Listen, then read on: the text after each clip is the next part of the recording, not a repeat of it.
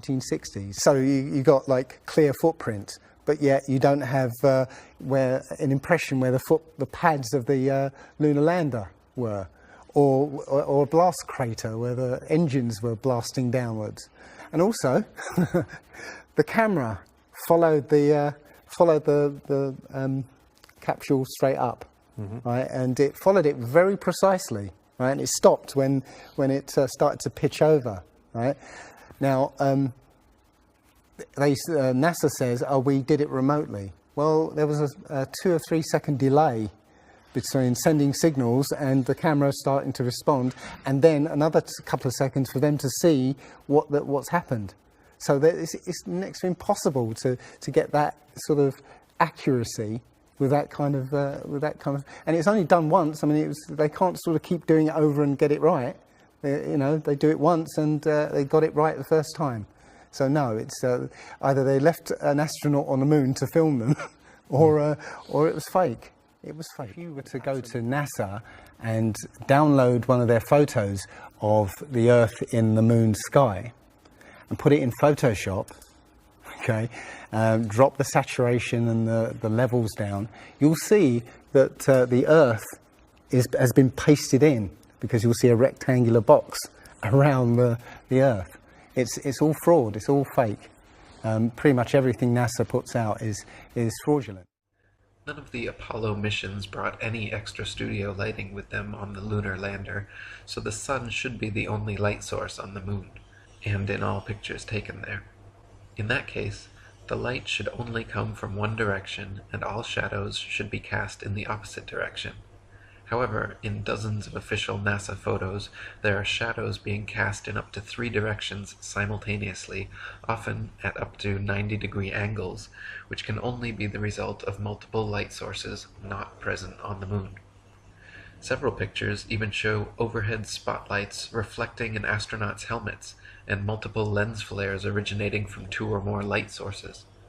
Analyzing several images from the 6 missions shows repeated background features, the exact same hills, dunes, craters, being used over and over again in supposedly different places on the moon, as well as visible foreground and backdrop lines indicative of a studio set. In images from Apollo 11, Buzz Aldrin can be seen wearing different color gloves and different length boots in pictures that were supposedly taken within minutes of each other.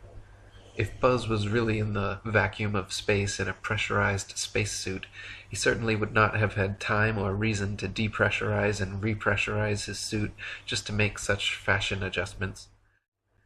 Another interesting video anomaly is discovered by playing NASA's moon footage at 2 times speed, then watching the astronauts walking, running, jumping, or cruising around on their little buggy. Without the speed adjustment, there is a low-gravity type illusion as the astronauts seem to float, drift, and glide slowly and smoothly along. But once they are seen at 2 times speed, it becomes clear that they are in normal gravity, walking, running, jumping, and cruising at normal speeds. They simply reduce the play speed by 50% in post-production, and voila, instant moon motion. And if you have the free pass of being scientific. So anything you say, any explanation you'll give is taken by the community to be fact, even though you're liars. Now, I'm absolutely positive that anybody in their right mind would have to agree that if we did go to the moon, it was man's greatest achievement. Imagine how well kept those records would be. Well, I hope you've done your research and know that NASA has lost all the data, the blueprints, the records from the Apollo missions. Lost them. Following the Freedom of Information requests in America, NASA admitted it had lost all the original video footage of the Apollo missions. Unfortunately, it isn't just the video footage that's missing. Also, allegedly, beamed back from the moon was the voice data, the biomedical monitoring data, the telemetry data that monitored the location and the functioning of the spaceship. All of that data, the entire alleged record of the moon landings, was on 13,000 plus reels that are missing. They're gone. Also missing, according to NASA and its various subcontractors, are all the original plans and the blueprints for all the lunar modules, for the spacesuits, and for the lunar rovers, and the entire multi-sectioned Saturn V rocket. And you just allow that. It's a joke. The moon in a nanosecond. The problem is we don't have the technology to do that anymore. We used to, but we destroyed that technology, and it's a painful process to build it back again. As we get further away from Earth, we'll pass through the Van Allen belts, an area of dangerous radiation. Radiation like this could harm the guidance systems, onboard computers, or other electronics on Orion. But Orion has protection. Shielding will be put to the test as the vehicle cuts through the waves of radiation. Sensors aboard will record radiation levels for scientists to study.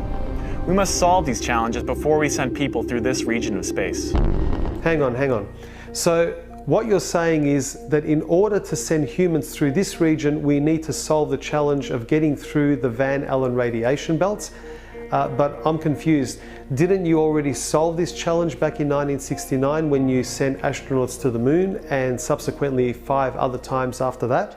But we're also really pushing the boundaries in terms of where we're going forward with exploration. I think humans are naturally driven to do this, and this is really the beginning, I think, of human beings leaving low Earth orbit. I certainly plan on being around to see that. Once we travel beyond low Earth orbit, the crew will be exposed to larger amounts of radiation. So we have to design both the crew protection systems and our electronic systems to withstand this radiation.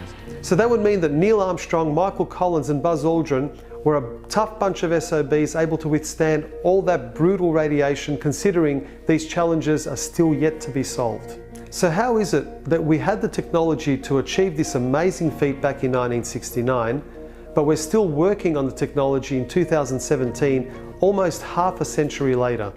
Many reasons that prove we never went to the moon. To mention a few, you have the wavy flag in a zero atmosphere environment, the lack of any blast crater underneath the lunar module, or how about the absence of stars in space? The problem with any of these arguments is that NASA seems to have an explanation for every single one of them.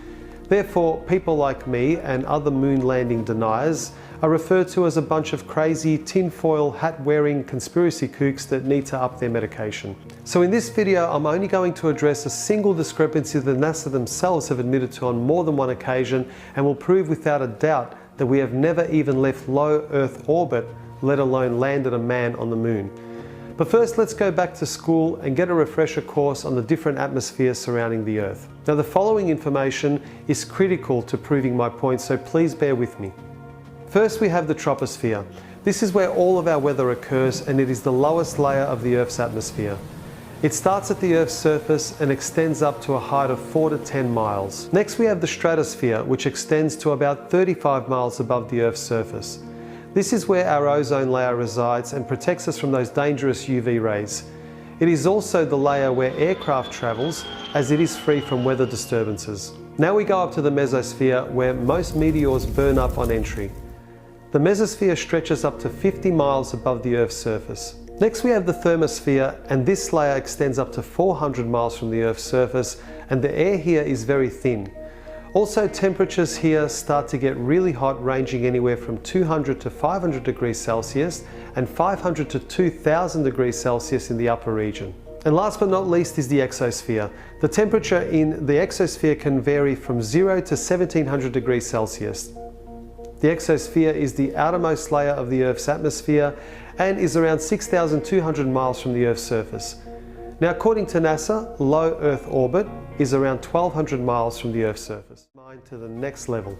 This here is the lunar module, now proudly displayed at the National Air and Space Museum.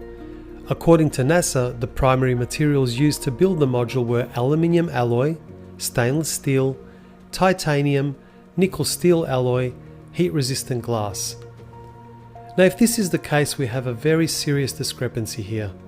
If you remember earlier when I went through the different atmospheres that surround the Earth, both the thermosphere and exosphere have temperatures ranging from 0 to 2000 degrees Celsius. So I decided to examine the melting points of the primary metals that were used to build the lunar module.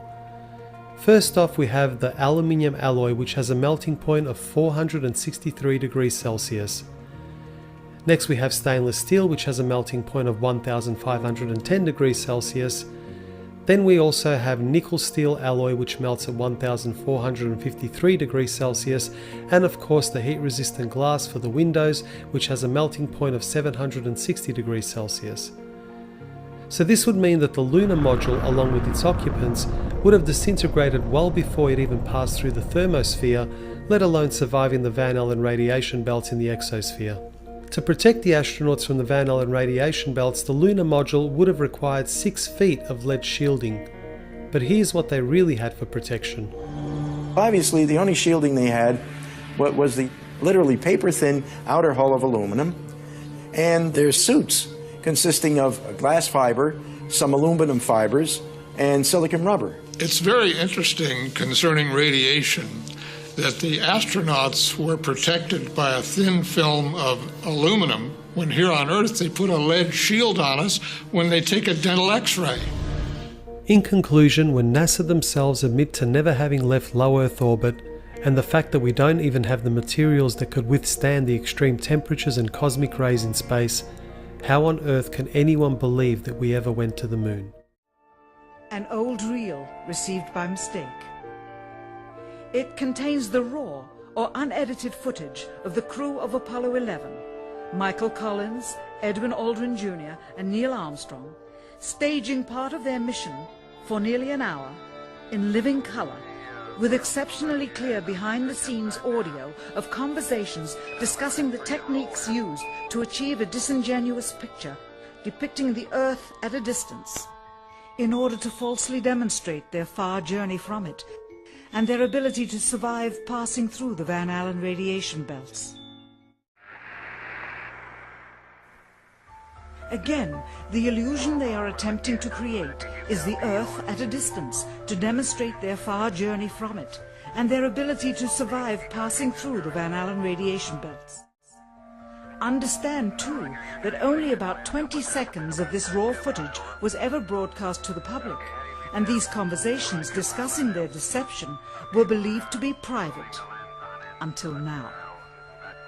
Here they discuss that these television transmissions were in fact not broadcast live as everyone believed. They were first screened and edited for playback later. Roger, Neil. We just wanted a narrative such that we can, when we get to playback, we can sort of correlate what we're so much. Here they discuss the fact that they have turned out the lights and have blocked out sunlight from entering the spacecraft through the other windows, as to not cause any reflected light to fall onto the spacecraft's wall in the foreground. Okay, very good. Well, we shut out the sun coming in some of the other windows into the spacecraft, so it's looking through the number 1 window, and there isn't any reflected light.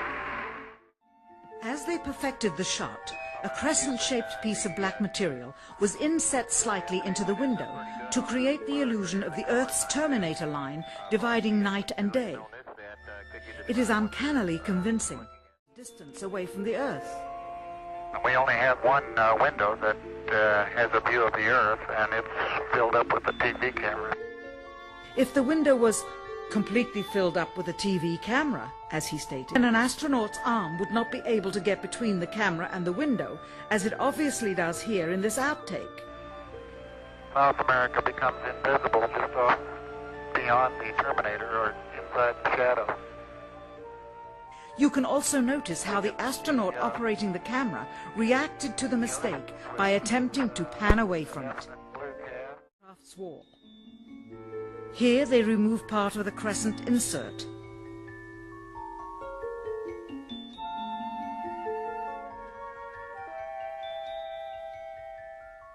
Finally, the iris is opened up to see the real location of the camera and the very bright and near Earth out the window.